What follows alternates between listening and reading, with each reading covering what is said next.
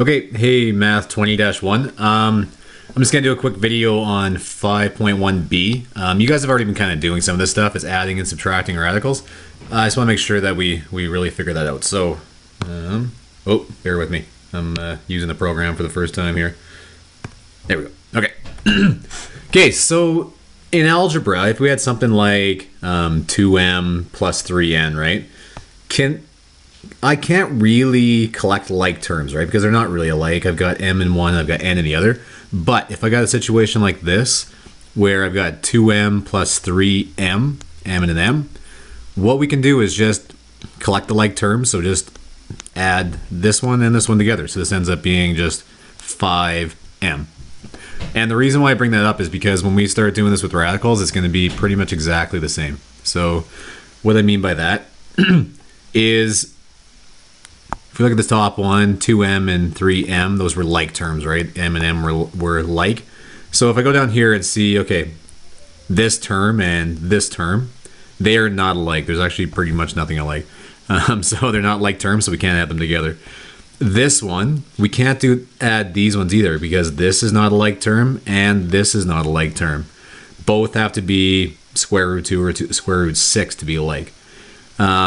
This one, also watch for this too, because this is the cube root and this one is a square root. They're not like terms either. It has to be the same index for both.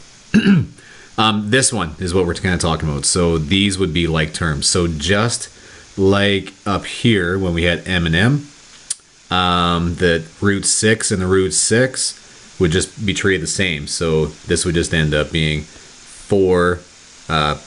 So here, I'll write it over here. So if we had 4 root 6 plus 3 root 6, well, I'm getting really messy. That would just end up being 7 root 6.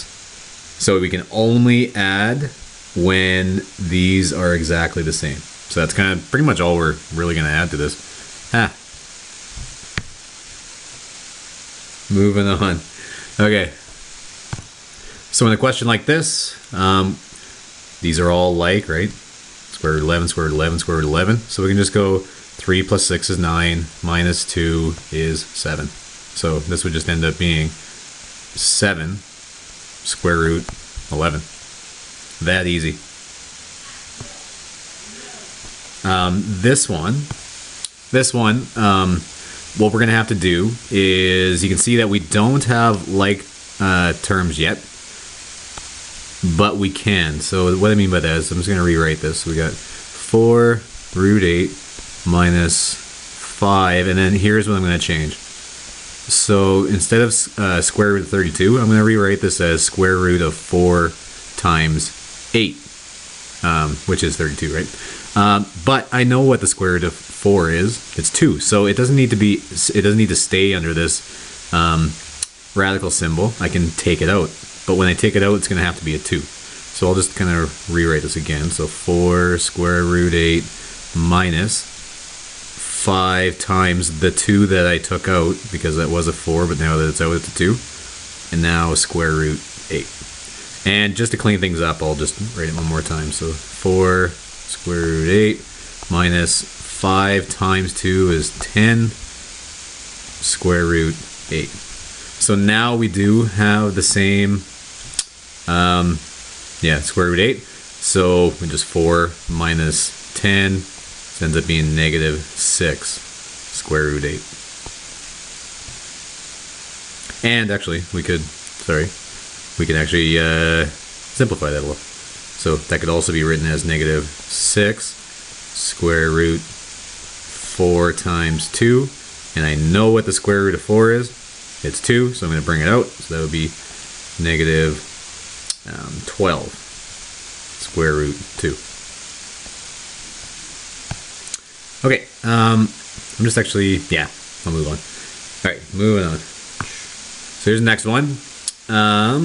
And all this stuff. I'll let you guys ignore the your turn thing for now. I'll give you guys a bunch of practice on other stuff. So, but this one, we can do the same thing. So these right off the bat, we're going to notice we're taking the cube root instead of the square root. So I'm looking for those perfect cubes that would go into 250. All right, so for this one, what I would do, we've kind of had a bit of practice with this already, but we're going to tackle both these individually. So I'd say 250, well, I got to find two things that would multiply to 250, and I'd like one of them to be a perfect cube. So my perfect cubes, you guys have written down. I won't go through them all, but one perfect cube is 125. So I can rewrite this as the cube root of 125 times 2. And if I do that, then, well, I know what the cube root of 125 is, so it doesn't need to stay under here. It can actually be put back outside the radical symbol as a 5, because that's the cube root of 125. So I'm just going to rewrite that down here. So this would be 5 root 2. Oh, cube root 2. All right. Now, let's tackle the next one. So the 2's out front. That's not a big deal. We're just going to multiply it by whatever else we bring out. So if we look at the cube root 16, well, I can rewrite that as 8 times 2 inside. And I know what the cube root of 8 is. It's 2. So I can bring that out. And when I bring it out, it's going to be a 2, right? This should be a cube root. Okay, so I'm left with this 2 times the 2 that I brought out, so 4. And what I have left is just the cubed root of 2. All right, now we're good, right? Now we've got like terms.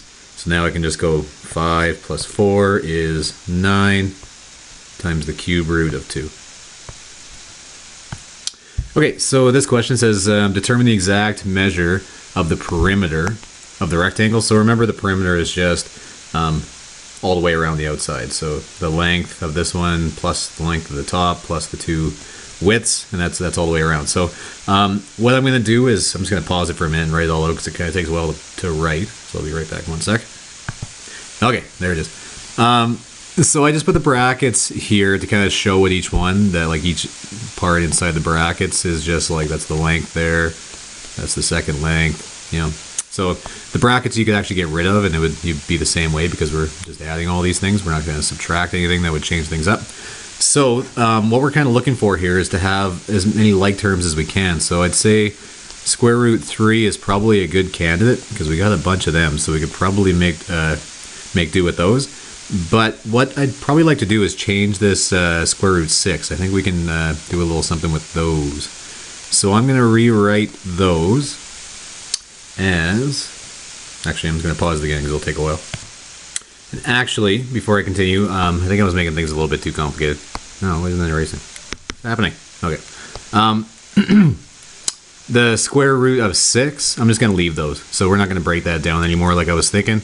Yeah, we don't need to. So we're just going to collect like terms. So we've got, off the bat, I've got 2 root 6, and then I've got 2 root 6 over here.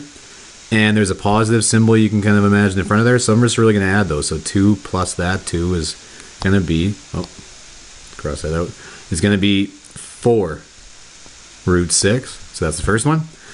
The second one, what I'm going to do is I'm just even going to put a little box around the root 3 ones, or like a little circle maybe.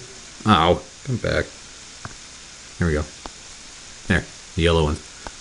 That one, that one, that one, and that one. So we got to collect all those like terms, right? And easily enough, we're adding all of them. One thing you guys might forget is that if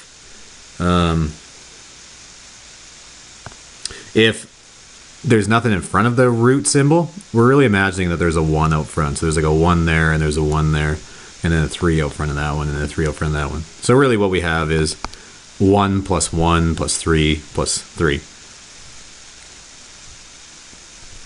So 8 root 3.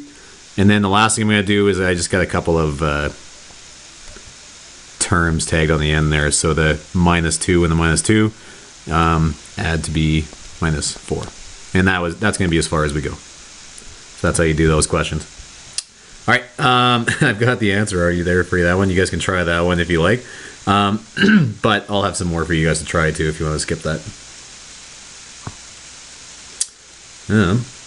So last thing I'm going to say, this video turned longer than I was thinking. What strategy would you use to order the radical expression from least to greatest? It's kind of hard to tell what's bigger, right? So what I would do is put everything underneath the radical symbol, because then we can actually tell which number is actually bigger, because we don't know if like 3 root 3 is bigger than, let's say if this one was, 2 or 3 root 2. It's kind of hard to tell which one's actually going to be bigger if they're mixed radicals. So we want them to be entire radicals. So just convert them back. So this first one would be 9 times 3 inside there, right? So you just do that method.